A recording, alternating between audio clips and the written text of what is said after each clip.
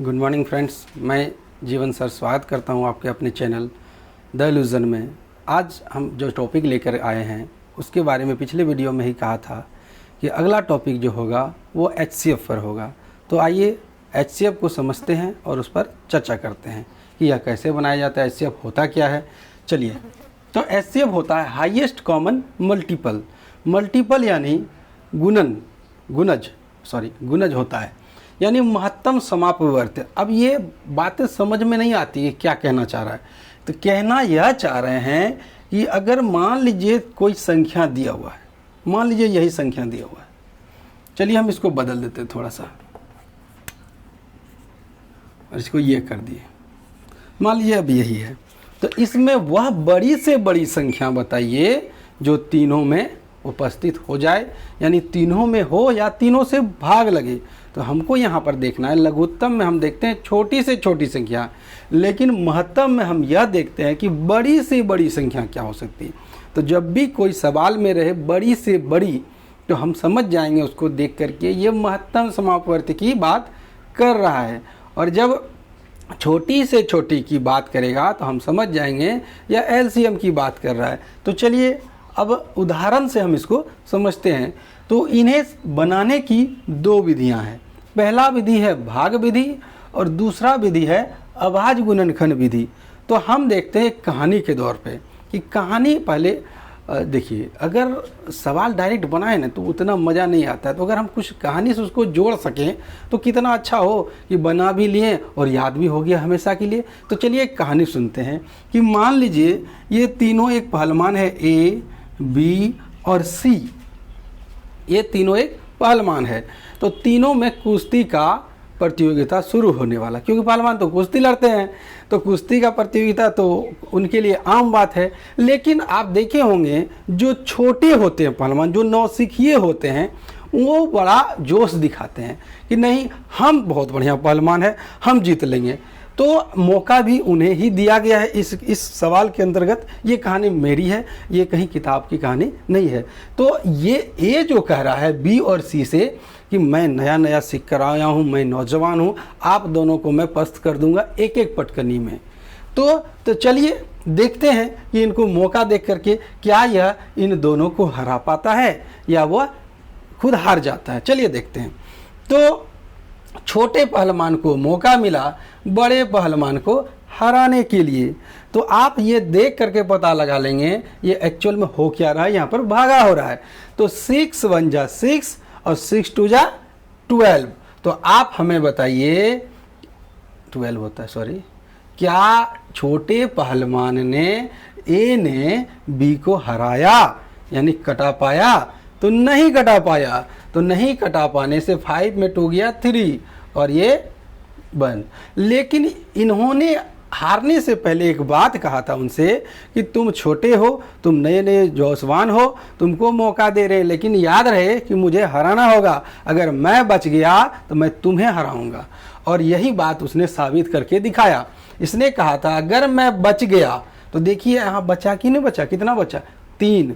तो इन्होंने कहा था अगर मैं बच गया तो मैं तुम्हें हराऊंगा, यानी अगर B बच जाता है तो A को हराएगा, क्योंकि उसको पहले चांस मिला था। तो अब देखते क्या यह भी अपने बात से मुकर पाता है, अपने बात को साबित कर पाता है या वो खुद हार जाता है। तो चलिए देखते हैं कि क्योंकि ये एक्सपीरियंस था ना, ये तो बड़े हैं, मंझले हैं, बड़े हैं, उनको एक्सपीरियंस है। तो इन्होंने क्या किया, 2 पटकनियाँ में उसको ही हरा दिया। देखिए, तो यहाँ पर एक विजेता हो गया ये, यानी ये किसके लिए आया था, ये था B के लिए, यानी हमारा जो B है वह यहाँ पर विजेता। अभी तक तो लग रहा है कि B जीत रहा है, लेकिन अब C भी तो है ना जो सबसे एक्सपीरियंस पहलवान है। उसने कहा रुको रुको भाई रुको, मुझे भी तो मौका मिलना चाहिए ना, मुझे भी मौका दीजिए, मैं भी दिखाता हूँ अपना दमखम। आखिर इतना दिन का एक्सपीरियंस किस दिन काम आएगा। तो यह जो है इसको अब देखिए, अब आप बताइए कौन, अब 15 और 27 में अगर छोटे की बात करें तो B छोटा हो जाता है और C बड़ा हो जाता है। तो यह बोलता है इससे कि मैंने छोटे वाले को चांस दिया था, आप भी मुझे चांस दीजिए क्योंकि आपके सामने मैं तो छोटा हूँ। तो यह बात मान जाता है, वह कहता है हाँ मैं आपको मौका देता हूँ। तो उन्होंने मौका दिया, लेकिन शर्त वही रखा, अगर मैं बच गया तो मैं तुम्हें हरा दूंगा। लेकिन इस मंझले वाले पहलवान बी ने इनको क्या मौका दिया है, जरा देखिए तो 3 9 जा 27। चूँकि ये एक्सपीरियंस वाला था ना, तो इनको हराने में उसको टाइम लग गया। तो आप देखिए एक कहानी के तौर पर हम कितने इजी तरीके से HCF को सीख गए हैं। तो आप बताइए कि हमारा जो विजेता है कौन है। तो आप देखेंगे तो हमारा विजेता है बी, यानी बी से हमारा तात्पर्य है 3। तो यह हुआ HCF कहानी के द्वारा। अब हम इसे किताबों की भाषा में समझते हैं। तो इसमें हम क्या करते हैं, छोटे वाले को चांस देते हैं। अब अगर आप में से कोई कह दे क्यों भाई हम मंझले वाले को क्यों नहीं चांस देंगे, तो कोई दिक्कत नहीं है, आप बिल्कुल बना सकते हैं। आप इन दोनों से शुरुआत कर सकते हैं, AB से, आप BC से शुरुआत कर सकते हैं, आप AC से शुरुआत कर सकते हैं। आप करके देखिए, आपका आंसर वही HCF 3 आता है। उससे ज़्यादा आए तो आप हमें बिल्कुल कमेंट करें, मैं उसका जवाब देने के लिए तैयार रहूँगा। अब देखिए अब क्या हुआ, यहाँ पर क्या कहा था, हाईएस्ट कॉमन मल्टीपल, यानी वैसा गुणज बताइए, वैसा संख्या बताइए जो तीनों में उपस्थित हो। तो वह संख्या है 3। देखिए 3 के टेबल से 6 भी कट गया, 3 के टेबल से 15 भी कटा, और 3 के टेबल से 27 भी कटा। तो यह एक विधि था। इसमें हम क्या करते हैं, किसी भी 2 को लेते हैं और लेने के बाद उसमें भाग तब तक चलाते हैं जब तक वो पूरी तरह कट नहीं जाता है। और जो हमारा भाजक होता है वही भाजक से फिर हम तीसरी संख्या, इन तीनों में से अगर 2 पहले लिए, मान लीजिए ये दोनों लिए तो तीसरी संख्या ये हुआ, अगर ये दोनों लिए तीसरी संख्या ये हुआ, उसको भी विभाजित करेंगे तो जो लास्ट में भाजक बचेगा वही हमारा होगा, क्या कहते हैं, HCF। तो ये एक विधि था। अब अगला विधि है आवाज गुणनखंड विधि, चलिए उसको भी देखते हैं। तो आप इसको देख लीजिए, आप उतारिए, मैं थोड़ा सा पॉज करता हूँ। चलिए आगे बढ़ते हैं। ये एक विधि हो गया, अब इसको साफ कर देते हैं।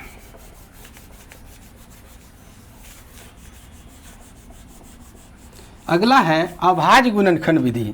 तो इसी को लेते हैं, 6, 15 और 27 सबका हम निकालेंगे अभाज्य गुणनखंड। तो इसको अगर हम अभाज्य गुणनखंड निकालें 6 का, तो 2 3 जा, फिर 3 से 1 जा। अब सवाल ये उठता है कि 1 ही क्यों, मैंने पिछले वीडियो में कहा कि 1 तक लेना है, आखिर 1 ही क्यों। कभी कभी ऐसे होते हैं, ऐसे संख्याएं दिए हुए रहते हैं जिनमें तीनों में कुछ नहीं मिलता है। तो जब कुछ नहीं मिलता तो क्या उसका आंसर कुछ नहीं होगा, उसका भी आंसर होगा, वह होगा 1।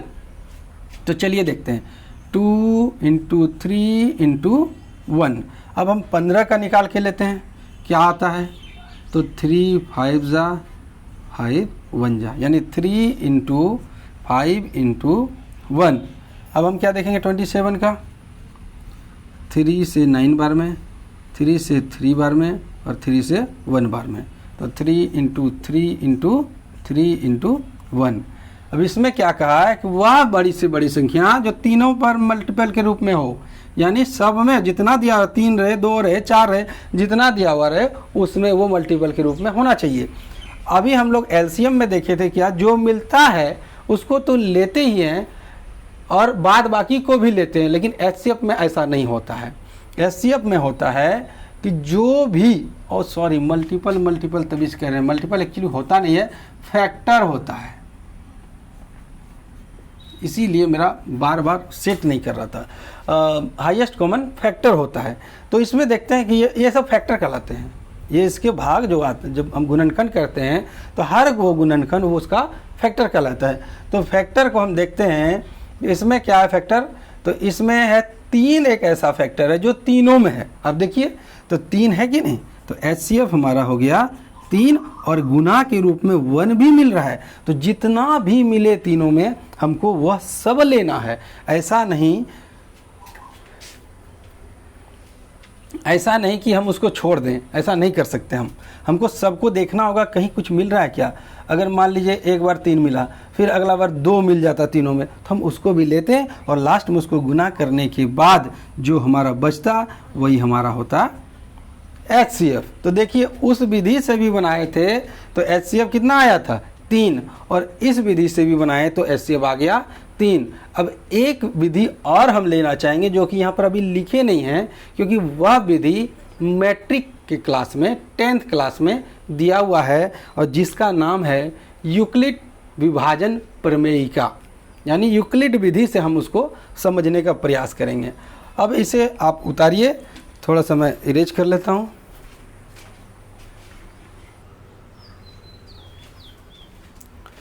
तो आइए हम यूक्लिड विभाजन प्रमेयिका को समझते हैं। यह सुनने में बड़ा अजीब लगता है, लेकिन ऐसा कोई महान विधि नहीं है। व्यक्ति महान थे जिन्होंने महान खोज की है, लेकिन जब आप किसी विधि को समझ जाते हैं तो वो एक नॉर्मल सा लगने लगता है। मेरा महान से तात्पर्य यहाँ यह नहीं है कि मैं किसी का अपमान करना चाहता हूँ। मेरा कहने का मतलब यह भी एक अच्छा सा विधि है जिसको आसानी से समझा जा सकता है। बस इतना ही। आगे देखते हैं। यूक्लिड विभाजन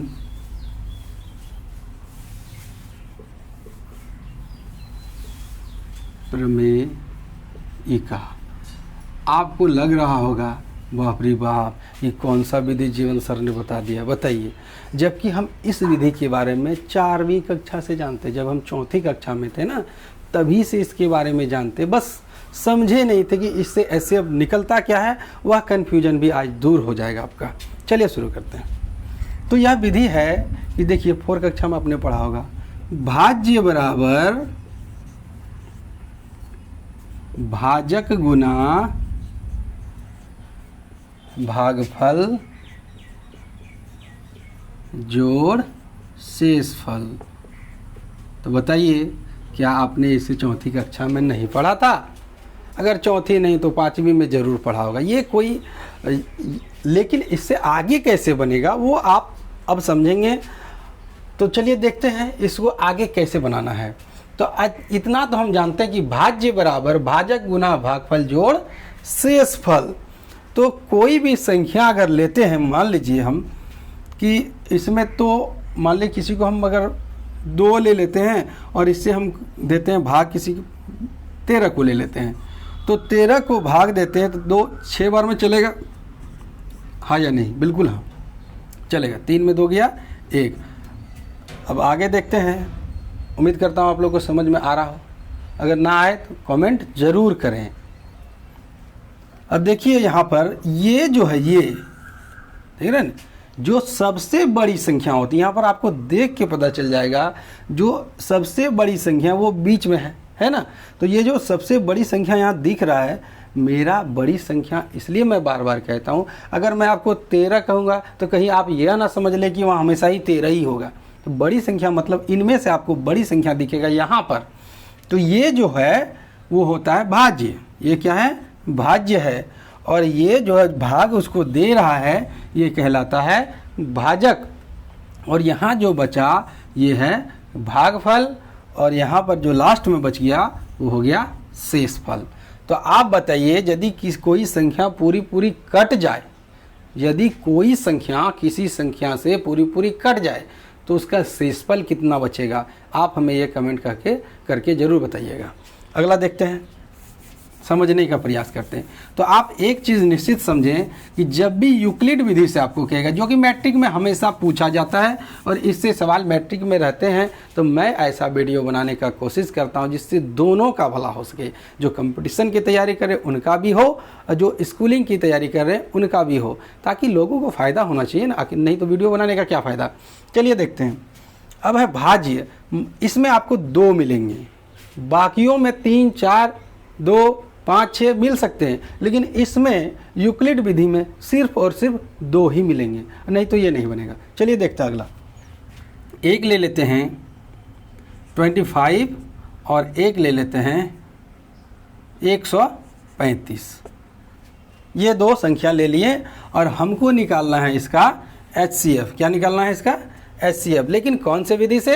इसको यूक्लिड विधि से निकालना है। चलिए देखते हैं। हमने क्या कहा था कि यहाँ पर जो भाज्य होगा वो एक बड़ी संख्या होगा। तो आप सोचिए कि इन दोनों में से कौन बड़ी है, बताइए कौन बड़ी है दोनों में। तो आप देख करके पता लगा लेंगे, इतना तो आप नादान है नहीं कि आप इसे ना समझ पाएँ। तो ये कोई भी कह देगा कि एक नौसिखिया भी कह देगा कि अरे 135 ही बड़ा है, इसमें पूछने की क्या बात है। तो चलिए आगे लेते हैं, 135 ले लिए हम, 135 लिए हैं। अब ये जो है कि आप याद करिए, अगर हमने थोड़ी देर पहले समझाया हो आपको, अगर आपको समझ में आया हो या नहीं भी समझ आया हो तो फिर से समझ लेते हैं। हमने क्या कहा था, जो छोटा पहलवान है वो ज़्यादा उछलता है, तो उसे ही पहले मौका मिलना चाहिए। तो किसको मौका मिला, तो 25 को मौका मिला। अब 25 से हम क्या करते थे, तो 25 से करते थे भागा। तो भागा पढ़िए, 25 का टेबल पढ़ते, 25 1 जा 25, 25 2 जा 50, 25 3 जा 75, 25 4 जा 100 और 25 5 जा 125। तो आप देखें ये टेबल हमारा कितना बार चला, ये टेबल हमारा चला 5 बार। अब अगर 6 बार लेंगे तो 150 हो जाएगा, तो फिर यहाँ तो 135 है, तो चलेगा नहीं। तो अब शेष क्या होता है, हमेशा जब नहीं कटता है ना, जब पूरा पूरी नहीं कटता है तो शेष फल कुछ ना कुछ बचता है। तो 25 5 जा 125, तो कितना बच गया, तो 10 बच गया, 10 बच गया ना। तो 10 बचा, तो अब इसका काम हो गया। अब हमको देखना, बीच वाले को हमेशा छोड़ा जाता है क्योंकि वो टेबल था, बीच वाले का काम नहीं होता यूक्लिड विधि में। अब हमको तो देखना है कि मैंने 135 को तोड़ करके बदल कर दिया इस तरह। अब आप देखिए इन दोनों को, अब इन दोनों को देखेंगे तो इसमें कौन बड़ा है और कौन छोटा है, अब आप बताइए। तो आप देखने पर पाएंगे कि 25 बड़ा है, और देखने पे पाएंगे तो ही, लेकिन हमेशा आप देखिएगा यहाँ बड़ा होता है क्योंकि रिमाइंडर जो होता है हमेशा छोटा बचता है। कि ज़्यादा से ज़्यादा हम टेबल लेने का प्रयास करते हैं जहाँ तक चलता है, तो कुछ ही ना बचता। अगर ज़्यादा बचता तो वो भाग गलत हो गया ना। तो आगे आते हैं, अब यहाँ क्या बचा हमारा 10, तो हम 10 को लाएंगे यहाँ। अब यही प्रक्रिया हम दोहराएंगे। अब 10 का प्रक्रिया दोहराते हैं, तो 10 2 जा 20, बचा कितना, 5 बचा, हुआ ना 25, समझ में आ रहा है। ठीक है, आगे बढ़ते हैं। तो 10 2 जा 20 और 5, तो कितना हो गया 25, ये मिल गया। लेकिन क्या पूरी तरह कट पाया, नहीं, तो हमको और भाग देना होगा, और तब तक यह प्रक्रिया दोहराना है जब तक शेषफल 0 ना हो जाए। तो चलिए आगे बढ़ते हैं। तो अब हम इसका काम तो हो गया। अब हम यहाँ, अभी मैंने क्या बताया था, बीच वाले को छोड़ना है क्योंकि ये तो टेबल लिया गया है, इसको नहीं लेते हैं। अब देखिए 10 और 5 में कौन बड़ा है, तो 10 बड़ा है। आप देखें ना, हमेशा इस यहाँ पर जो होता है वो पहले बड़ा होता है, तो इसको हम उठा करके यहाँ ले आएँ और ये जो है यहाँ पर रख दिया। अब फिर हम पढ़ेंगे टेबल। तो 5 2 जा 10, देखिए पूरा पूरी कट गया ना, और जब पूरा पूरी कटता है तो कुछ नहीं बचता है। तो कुछ नहीं को यहाँ पर कुछ नहीं नया 0 दिखाना होगा। तो ऐसी स्थिति में अब हम टेबल को आगे नहीं ला सकते। क्यों नहीं ला सकते, उसको देखिए। ये तो यहाँ आ जाएगा, लेकिन 0 से किसी को भाग दे करके मिलेगा क्या, इन्फिनिटी, क्योंकि 0 से भाग देने पर तो उसका परिभाषा ही नहीं दिया गया है, तो उसको हम कैसे लिख सकते हैं। तो आगे बढ़ते हैं। तो यहाँ पर यह जो टेबल, यह जो संख्या है 5, इसने ही 2 बार पढ़ के इसको संतुलित किया। तो हमारा यह इस तरह से HCF क्या निकला, हमारा HCF निकला, कितना निकला, 5। अब हम इसको पहले वाले नॉर्मल विधि से चेक करके देखते हैं क्या यूक्लिड विधि मैंने जो बताया वो सही है। चलिए देखते हैं। तो 25 को लिए 135 से, इसको भागा दिए कितना बार, 5 बार, 125 हुआ। 125 में घटाने पर कितना आया, 10। अब 10 से किसको भाग देंगे, 25 को, तो 10 दूना 20, बचा कितना, 5। अब 5 से किसको भाग देंगे हम, 5 से 10 को देंगे भाग। तो चलिए 5 से 10 को, शायद नीचे वीडियो कट रहा होगा, इसको हम उठा करके यहाँ ले आते हैं। तो यहाँ बचा था कितना, 5, और 5 से हम भागा किसको देंगे, 10 को, तो 5 2 जा 10। अब देखिए जो बचता है लास्ट में, जो भाजक होता है, वही तो हमारा HCF होता है ना। तो ये आपको 3 विधियाँ बताया मैंने, उम्मीद है यह पसंद आया हो। लेकिन एक विधि अभी भी छूट रही है जिससे मैं थोड़ा सा चर्चा करना चाहता हूँ। कभी कभी आपको, सॉरी इसको साफ कर लेते हैं पहले, अब स्क्रीनशॉट ले लीजिए। चलिए वीडियो को आगे बढ़ाते हैं। अब देखते हैं मैं क्या चर्चा करना चाह रहा था। मैं चाह रहा था कि अगर आपको ऐसा मिले कि भिन्न में हो, यदि भिन्न में तो ऊपर क्या होगा, अंश, और नीचे होता है, नीचे क्या होता है, हर होता है, नीचे होता है हर।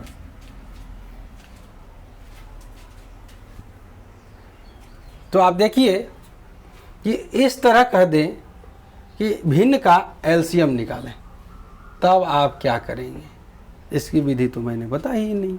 तो चलिए इस पे चर्चा करते हैं। इस पे क्या करेंगे हम, तो हम क्या करेंगे, यदि जो चीज़ लिखा रहे, जो चीज़ यहाँ लिखा रहे एलसीएम या एचसीएफ जो भी लिखा रहे, वह करते हैं ऊपर वाले के साथ। तो अंश का करेंगे हम, अंश का करेंगे लॉस ऑफ, यानी एलसीएम। अंश का क्या करेंगे, एलसीएम, और हर का करेंगे हम एचसीएफ। नियम यही है दोस्तों, आपको इसी तरह करके बनाने होंगे। चलिए एक उदाहरण से लेते हैं। कहेगा कि 2/5 और 8/10 का, इन दोनों का एलसीएम निकालें। क्या कहेगा, इन दोनों का एलसीएम निकालें। तो हमने क्या पढ़ा है, जो चीज़ मांगा जाए ऊपर वाले का हम वही करते हैं, और नीचे वाले का क्या करते हैं, एचसीएफ करते हैं। तो चलिए बनाते हैं इसको।